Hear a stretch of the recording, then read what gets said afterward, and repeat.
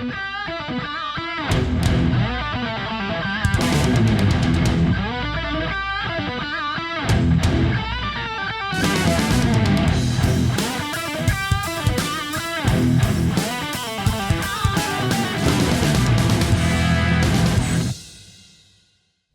my name is Rich Howard, owner of Architectural Builder Supply. This video is to bring you a closer look at the Donjo FDT-1 frame dimpler for hollow metal door frames. So this is a tool that is not unusual for people to purchase, or a tool like this, when they need to have dimpled and countersunk holes in a jamb in the field, and Donjo makes such a tool.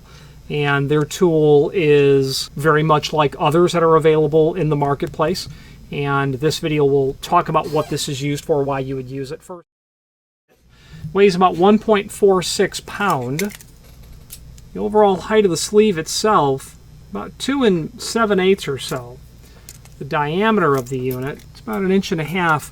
I don't know why this would be 2 7/8. I don't know what logic they would be using, meaning I would probably make this about 2 9/16 long so that I could fit it under a 2-inch standard face with a 5/8 projection of a stop and place it underneath it so that my header could sit flat onto my workbench as I take the included Allen wrench or whatever tool you're going to end up putting in there. You may not end up using an Allen wrench for long and turning that in.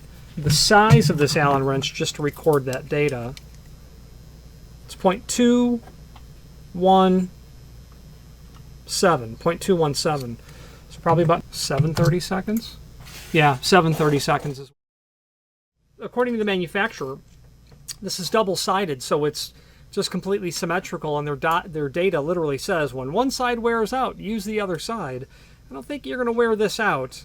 You might end up wearing out the bolt, which I don't know what thread type this is. I would have to determine that. It looks like it's a fine thread, so maybe a 3/8 24, something like that. That can be determined. You might need to replace the bolt because you'll probably wear out that Allen drive. That would be the case. But back to what I was saying about its length, I wouldn't say that I've used every hollow metal modification tool that there is, but it sure feels like I have. If you're going to dimple a frame, you're going to want a dake press, and you're going to want the die set, and you'll slide that over your positive and negative die set at the locations that you've marked off. You might create your workbench so that your dake press is bolted down so you can push the jamb, generally the jamb, sometimes the header, but the jamb to the back position, and it's perfectly centered in a typical 5 3/4 frame. And you pull that handle down and you get a perfect dimple every single time. And what's nice about those tools, a dake press, is that it is not unlike this. There's a positive and negative to this. So as your positive comes down, your negative helps eliminate unintentional deformity or warping around when you're piercing through. So this tool does have that sort of concept. Other tools will use variations on the Allen wrench. A crescent wrench would be one way that it's done as well. But I'm still not sure about why it's 2 7/8. I would have made it 2 9/16 so that I could. You're going to have to drill a hole, right? And that hole, you're probably going to drill it about the diameter of this, and let's measure it now. We'll eliminate the guesswork as to what this diameter is. 0.373, so yeah, 3/8 of an inch. I'd probably drill a 3/8 of an inch hole, maybe very slightly larger. I would experiment. I would slide this under that area. I would run my bolt down through the 3/8 hole that I've drilled. I would get that set, tightened down to the point where the underside of the flat head makes perfect contact with the hole that you've drilled. And then I would work the tool to give myself the dimple that would be required. So what are you dimpling in the first place? Well, what you're dimpling is 3/8 flathead sleeve anchors, most likely. I've seen hollow metal frames installed with hex head sleeve anchors. That works. It's just quite unsightly. You can dimple the soffit of the frame and get yourself a nice countersink. This video doesn't include a demonstration of it because I've not yet received one that I can actually toy with. This is brand new inventory, so I won't use this and then relegate it to being used inventory. And the people who are buying this is people who are out in the field. The frames have been shipped. The distributor gets the phone call. There's no, where are the countersinks for the holes? You ordered that with T-anchors. Oh, that'll never work. The walls are already up. So what can you do? Can I send all the frames back while I'm 500 miles away, to just dimple them in the shop? People in that position are going to order a frame dimpling tool. Now, having said that, let's talk about how you can go about not using this tool. If you've not hit subscribe yet, we would very much appreciate if you did, and hopefully you're enjoying this video. Now, let's get back to it. Now, back in the old days, we never had this tool, even though I know that they existed. And before we had a proper dake, D-A-K-E is what I'm saying, a dake press. That would be the arbor press that you would buy, and then you would find someone that would make you the die set. So back before we had that tool, here's how we did it. We would take a jam, generally before you weld the frame, and you're going to drill like an 1/8 of an inch hole into the jam everywhere that you need it. About an 1/8 of an inch, maybe 3/16, but no bigger than that. Literally, the tool that we used was a railroad spike that we had ground down to give us the proper sort of profile to the underside of the head of a flathead sleeve anchor. We'd have that reconstituted railroad spike. We'd have a jam with holes drilled in it, 4 generally, per jam, sometimes 3, but 4 is how we like to do it. Underneath those holes, we would place loosely the pipe anchors, which is nothing other than a thick pipe with a flat plate with a hole drilled in it, and you'd slide those underneath the header. 2 things. That gets the anchors in the jam, so they're in position when you flip that over to weld them, but they are providing the circumference of the pipe is providing you the stability, because that pipe anchor is at basically 2 9/16, which is 2-inch face, 5/8 stop, less the 1/16 for 16 gauge thickness, so about 2 9/16 overall height. You slide that in there. You then literally take your railroad spike and a 4-pound mini sledge, and you put your earplugs in. Back in the old days we didn't, and you slam that sucker down, and with experience you get pretty good at it. Now, do you countersink technically more of the area than you want to using that? Yeah, sure. You're taking a 4-pound mini sledgehammer and you're smacking a railroad spike into the hole. But I'll tell you this, it works, and it works every time, and it's worked thousands of times. So if you want to be more industrial revolution era about how you go about doing it, probably Revolutionary War era, if you want to go about doing it, that would certainly work as well. A lot more dangerous. You don't want to, you get to a point where you put on a welding glove just in case you kind of miss your railroad spike.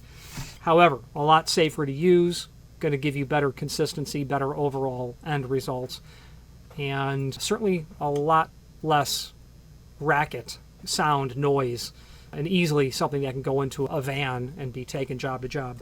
Let's switch to the screen view and let's take a closer look at all the supporting information. Here's the item that we are looking at. Here's a image from the factory, from Don Joe. Let's take a look at those that we have posted down below. There's the label that's on the box, the tool itself with its Allen wrench,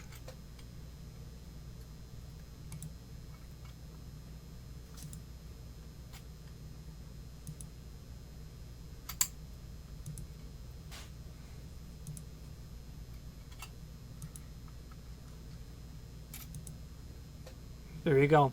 Now the extended description that's here. Used in hollow metal door frame installation when installing a new hollow metal frame in an existing masonry or stud opening. Sure, if you've got welded frames and for some reason you want to screw them to your wood studs, there you go. But you're going to be using probably stud anchors at that point. But an existing masonry opening where you're going to bolt it down to something, this could be something that you would use. The tool is double-sided. After extensive use, simply use the opposite side. 2 Allen screws and a long arm Allen wrench are also included. Use an Allen screw and wrench to smoothly add a dimple to a door. Hardened steel. Product catalog is here. Let's take a look at that. I don't know that this tool is actually in here. Yeah, there you go. So they've got that tool sticking out really long there because it just is. You know, you get the point of what I was saying. I've not been able to replicate the results that you're seeing here, but if that's how clean it does the job, that's a pretty clean way to do the job. This could be undercoat that has been sprayed here. I don't know anything about what's been done here, but occasionally you'll see people in the know, people who've spent years and decades in and around hollow metal door frames, either being a building engineer or a mason or a distributor. You can go to the auto supply store and literally get undercoat, what you would coat the bottom of the frame of your car with, and spray that on the inside of your jamb, and it will increase the expectancy of that frame by years, because it really keeps that water from corroding and ultimately attacking and destroying, rusting the steel. Really cheap way to get many more years out of your product, getting that undercoat on the inside of your jamb. So that's neat right there. There you go. There is a link below this video to the manufacturer's page as seen here, and from here you can pull up not only all of the Danjo products we sell by means of this horizontal navigation, but also a link to the manufacturer's website as seen here, a link to the full product catalog as seen here, and that full product catalog broken down into individual sections as well. Let's wrap up this video on camera.